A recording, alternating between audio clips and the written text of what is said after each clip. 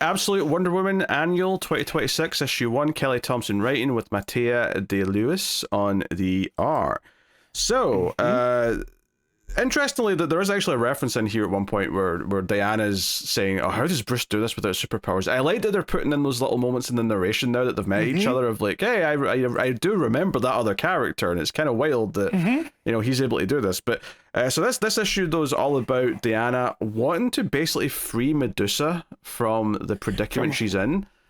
From her curse, yeah, because back in the first arc, she became Medusa with the lasso to fight the kaiju that she was taking on, and she basically felt how she would feel and wants to, even if some of the stories about why she is what she is are true, she's been this way long enough, and she wants to sort of cure her of it. So a big chunk of the start of this issue is her trying to summon Athena to make some requests, and that's like an extended few pages of and it's just like almost like a montage thing, although it's presented really fun in the art where she's got like an urn with blood coming out of it as like a sort of tribute, and she's like praying to Athena, but then all of these sort of the grids on the stonework sort of become panels of different like things she's doing in the meantime, like saving people from a burning building, fighting a monster there, doing this there, blah blah blah, and eventually Athena shows up, right? Eventually, well, I say shows up. She kind of calls for her. Yeah, Diana ends up going up on a floating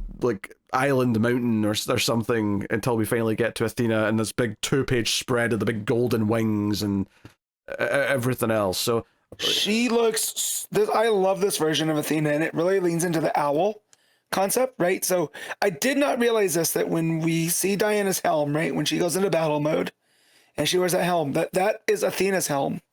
And when you look at the eyes and everything's it's very owl-like. I never put that together until we get this version of Athena, which I think is really cool, and shows Kelly Thompson knowing this character inside and out here. So yeah, when she shows up as this big gold warrior woman in eagle armor with big outstretched wings, I was like, all right, even the Greek gods in the Absolute Universe are pretty metal. So. Yeah, the owls are not what they seem, as they say. Yes. Yeah. Where'd you get that reference? Is that from Communion? No, it's from Twin Peaks. Okay, well, which the owls are not what they seem is also a big part of Communion in that guy's story. Anyways, so it wouldn't surprise me if David Lynch threw that in to Twin Peaks based off all that, because he likes all that weird high strangeness. But yeah. And we get a flashback of young Diana playing chess with Athena in the Wild Isle, and she'd always lose the chess. She would never win, but it's this idea that she doesn't want... She would rather make the opponent yield so that the opponent can learn from the fact that they didn't win than just beat them and rub it in their face, is effectively the idea that she's trying to get across here. Which is hilarious when you're playing a goddess of war, right? Because in the Greek pantheon, Ares is traditionally the god of war, but that's like the god of warfare. And Athena is the goddess of war, but in the terms of strategy and wisdom and tactics and knowing what to do. So the fact that Diana's looking at this as, I'd rather make you yield so you can learn, is again Athena's impact on her, and again, just everything through and through adds up. Yeah, and she basically wants to make a trade because Athena's like, "Oh, I have given you enough gifts. No more gifts." And she's like, "No, I want to trade. I'll give you all the gifts back. I'll keep my magic because that's not a gift. That's something I learned to do. But I'll give you all the other superpowers back if you give me the ability." And we don't know what it is yet. We don't know what she's getting in return until she gets to Medusa, which is basically that she can withstand looking into Medusa's eyes, and that's what she's traded ultimately. Yep. So, and that's it. She gets that, and she goes on this journey, climbing up the rocky, harsh waves at the side of the mountain and all that. Because there's two paths to get to Medusa, right? And one path is a lot easier, but you encounter a lot more monsters and trials of strength and whatever. Or there's this back way, which has no monsters, but it's basically a sheer cliff. And that's where she says, I don't know how Bruce does this without superpowers. which I thought that was a lot of fun. And then always with the gods, it's always mountains. Why is it always mountains? That was funny. That was another fun piece. Yeah. That was funny. It was a nice little thing because it's like showing her that she's not used to doing this without powers, but also at the same time, sort of like, you know, building up Batman a little bit, but saying, hey, it's actually really impressive he's able to do what he does, because, you know, like I'm struggling here without the super strength and the super speed. Yeah. So. Well, and it just shows her tenacity as well, right? Because she is set on doing this, on helping Medusa. So she's going to keep pushing herself past that limit. That even though she, you know, with Batman, there's all that training, right? He's this big hulking man, right? That's trained his body to do this. And with Diana, it's like, yeah, she doesn't have superpowers, but she still manages it. And that's because her sheer power of will that is pushing her to keep going. And yeah, I also, Diana might be one of my favorite comic characters after all these years. Well, how long has it been? What issue are we on? I'll say a year and a half. Yeah, that's just, I mean, I just had 16, I want to say. It's the last main issue. Yeah. So almost a year and a half. And I really love her as a character. Yeah, so she has to go through one of the siblings first, one of Medusa's sisters, which I can't say I know much about Medusa lore to know about the sisters. So I was just going with the flow. I was just, whatever the comic was giving me, I was just accepting. Quick hits of context is that Medusa and her sisters get transformed into monsters by Athena. This is in the traditional Greek things, because Athena had, I want to say, like, someone that was betrothed to her, and he ran off with Medusa. And instead of punishing the man, Athena punishes Medusa. So that's why when Diana and Athena are talking about the stories, and Athena's like, well, you know, it's not true. And if it were true, why would I want you to undo what I did? Right. So that gives all that context that this was something that in the stories, a vengeful woman has done. Right. And so I also like that that's something that Diana wants to undo, that regardless of how Medusa was left in this way, she wants to make it right for her. So she doesn't have all of this anger and resentment and all that. She wants to heal her, which I really like. Yeah.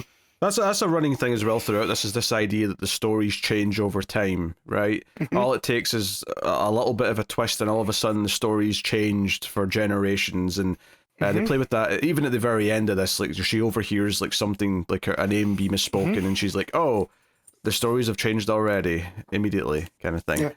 It's a gorgeous splash page when Medusa shows up behind her. Here she was taking on the sibling, and Medusa's this towering figure behind her, glowing green eyes and all the rest of it. And she looks at Diana's eyes. She feels very imposing, but Diana stands her ground. And actually, you know, like, we haven't really talked too much about the art in this issue yet, other than just mention a couple of the big splash pages. It's pretty solid. It's actually very good. Obviously, it's different from Sherman or any of the other artists we've had on the book, but very detailed.